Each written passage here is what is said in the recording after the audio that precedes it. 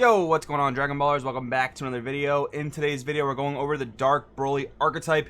This is going to conclude our reviews for the set 11 cards. So from here on out, we'll be doing some other set 11 content, including deck profiles, discussions, all that stuff you guys know and love from the channel. So if you guys are new here, make sure to subscribe, hit that bell so you never miss a video. If you want to help the channel out, check the description down below. Dex Protection, TCG Player, Gemmy app, Patreon, and finally, guys, there's a giveaway going on the community tab. Go check that out. It's one of the more recent posts. You'll definitely see it. That being said, let's get started with the leader. So we have Dark Broly and Paragus, 10k black leader.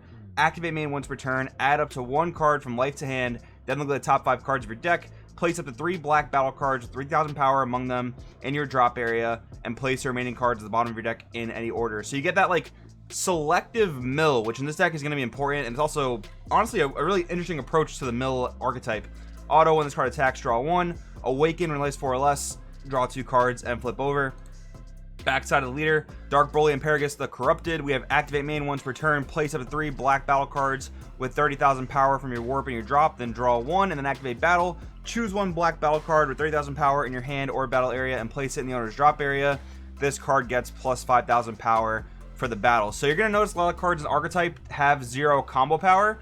So this leader is able to sacrifice them to basically turn them into 5k combos. That kind of makes them unplayable in other archetypes, and some of the card text will also make them unplayable in other archetypes as well. But what's really cool about this is that you can also choose a battle card in rest mode, which is really interesting because it means that your tapped battle cards technically still have combo power. So that's gonna be something pretty interesting to look through here. So let's get to the first of our cards for this set. We have SS Broly, the Rampaging Monstrosity. We have a 15k black unison permanent. When this card has 2 or fewer markers on it, it can't attack. I like that restriction a lot because honestly, the black unisons having 5k or 10k power makes them a lot weaker than your average, 15k unison that has a specified cost of 2. So I do like this restriction. I hope to see it on more black unisons in the future. Plus 1 activate main, place up to 2 black battle cards with 30k power from your warp into your drop area, and then -4, place up to 8 black battle cards with 30k power from your warp in your drop area. Then if your leader card's a Dark Broly, it gains plus 15,000 power for the turn. So obviously this is perfectly meant to play with the Dark Broly archetype. Going along here, some of the generic overwhelm stuff that we've already read. Let's get to our first Dark Broly card. Dark Broly Demon Realm Ravager. We have a 6-drop unique activate main. If your leader card is a Dark Broly and you send 6 black battle cards other than this card from your drop area to your warp, play this card from your drop area. So it's almost like an overwhelm, but it actually plays from the drop, and you don't get rid of your whole drop. You basically play this with a selective drop area removal, which in my opinion seems quite strong. Auto, when this card's played, send up to 1 battle card from opponent's drop area to their warp. Then your opponent chooses 1 card in their hand and sends it to their warp. You can't play copies of this card for the turn. That's a really unique form of interruption that we haven't seen before. So playing this thing, you warp a battle card in your opponent's drop area, and your opponent warps a card in their hand. So this can deal with things like Sand Instincts. This can deal with things like Rebrands. Not even a scratch. Well, I guess it only deals with battle cards. But you see the point. The thing there is, in a lot of other decks, you have to play really techie cards to do this sort of thing, like Burning Impact Unleashed or Toa Twisted Sister. This archetype has it built right in, and that's really relevant. Most decks have something in the drop area, namely Sand Instincts. So that's definitely really good. Dark Broly Uncontrollable Berserker. We have a 6-drop 30k unique activate main. If your leader card's Dark Broly and you send 6 black battle cards other than this card from drop area to warp, play this card from your drop area. So same summoning conditions there.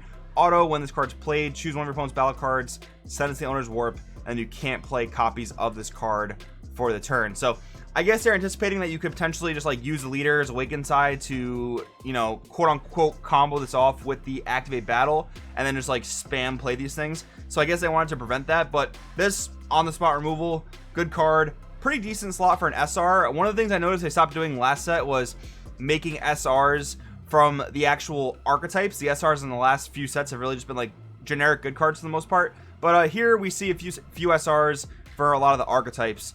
So I think it's a pretty good SR.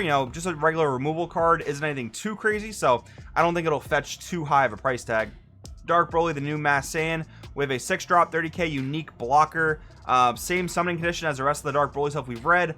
When this card's played, you can't play copies of this card for the turn. So interesting here that you're basically getting a free play 30k blocker. Now that can definitely accrue value on its own. Like, just tapping this thing every single turn to block is probably going to lead you to, you know, not taking a damage from at least one attack every single turn. And because it's 30k, it's going to be really, really hard for your opponent to beat over it, right? So I do think this card's actually quite good as well.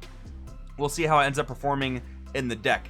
Paragus Toa Subordinate, 1-drop 30ks, man. A 1-drop 30k is one of the weirdest things I never thought I'd see in this game. So really cool how they've kind of constructed this archetype. Permanent, this card's skills can't be negated in any area. You can't play this card from any area unless your leader card is a Dark Broly card. And then permanent, this card can't attack. So pretty cool future proofing there. They basically said, you know, there's no way you're able to attack with this 1-drop 30k. Very well done.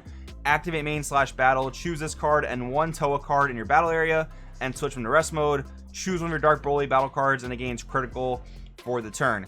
Quite good. A 30k critical, and then this, and you know, kind of spoilers, there's a 30k Toa we'll read in a second, and tapping those, they're not going to be in any jeopardy of being KO'd or dying unless, you know, it's by a removal type of skill.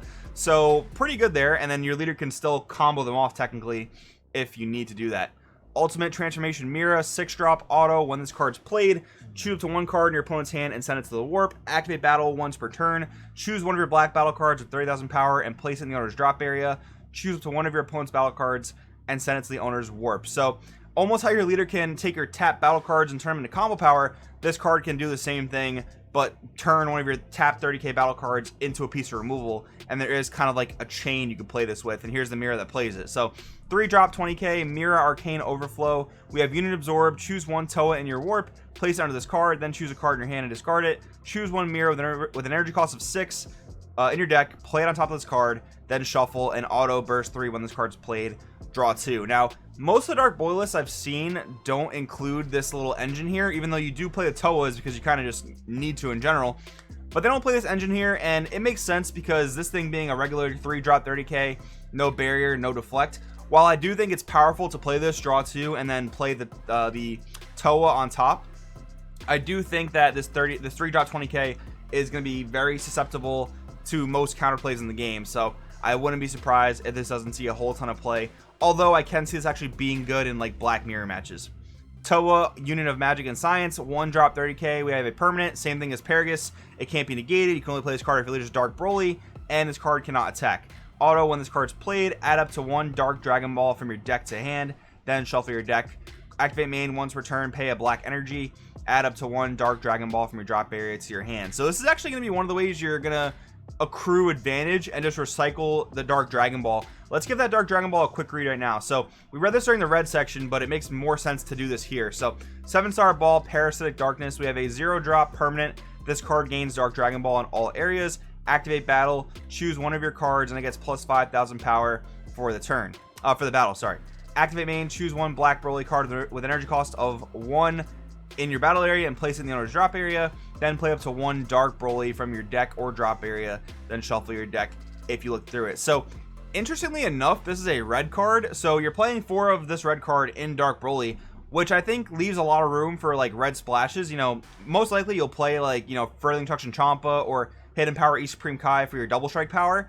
So playing that in this card, that's like, you know, 7 to 8 red cards there. You could easily splash things like Topo and other red cards you may want to play in this deck. So it may end up being like a red-black build, although if you do charge red energy, you're going to lose out on those black super combos, whether they're Bibbidi, if for some reason Bibbidi doesn't get banned, or the new Vegeta super combo. But there are a litany of other super combos you can just play, so not too big of a deal in my opinion. Moving along, another 1-drop 30k Toa, same restrictions, can't attack, can't be negated, can only be played if your leader's Dark Broly. Activate main once per turn, choose one of your black battle cards with 30,000 power and place it in the owner's drop area. Add up to 1 black battle card with 30k power from your drop area to your hand. So kind of cycles out your black battle cards depending on which ones you need in your hand. Seems pretty important for getting a certain one to hand, which we will read in just a bit. So we did read some of these cards. Now, these Devilmen cards, I haven't been seeing people play them in their lists. Let's give them a quick read. Negate the attack and play this card. 2-drop 15k. Auto if your leader's Dark Broly. When this card's played, place up to 2 black battle cards with 30k power from your deck in your drop area, then shuffle. Seems pretty good just because you can get specific 30ks in your drop area that you need, and you can recur them out of the drop. But I can see for deck building space, this is probably one of the least cards you really want there. And because they're not 30ks, they actually don't synergize too well with the rest of the Dark Broly stuff, but maybe they do have a room in the deck. We'll see. Counterplay, play this card. If the battle card being played is energy cost 2 or less, it sends the owner's warp instead of being played. Pretty good counterplay effect. And then same thing as the last Devil Man, it mills 2 30Ks from your deck. So maybe in certain formats this can see play, and it's kind of cool. This is not specific to Dark Broly in terms of the counterplay, but the rest of the auto is, so we'll see how that works out.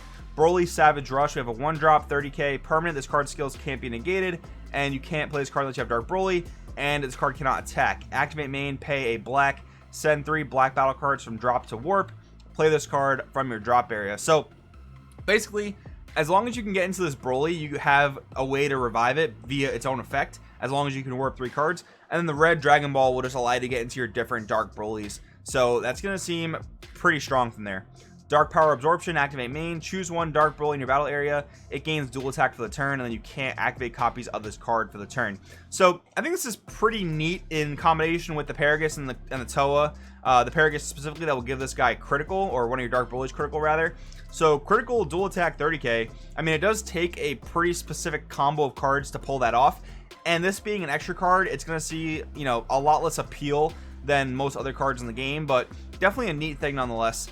Activate battle. If your leader card is a Dark Broly card, choose up to one of your cards, gains plus 10,000 power for the battle. Then you may send 2 black battle cards with 30k power from drop to warp. If you do, choose one of your leader cards, and it gets 5,000 power for the turn. So this can be a 1 energy 15k, which we've seen to be pretty solid with the IARs. So this could end up being okay. Again, an extra card. I don't know if it'll be too staple in the deck, but it could end up being all right. So guys, I'm pretty sure it's going to wrap up the Dark Broly stuff here for today. I think the archetype looks very, very strong. If you are interested in Broly, if you're interested in black aggro, and maybe after a Vegex ban, a Vegex ban or a Bibity ban, if Vegex falls off the wagon, maybe this will be the deck you want to explore. But guys, I want to know in the comments below what you think. Thanks for watching. I will see you guys next time.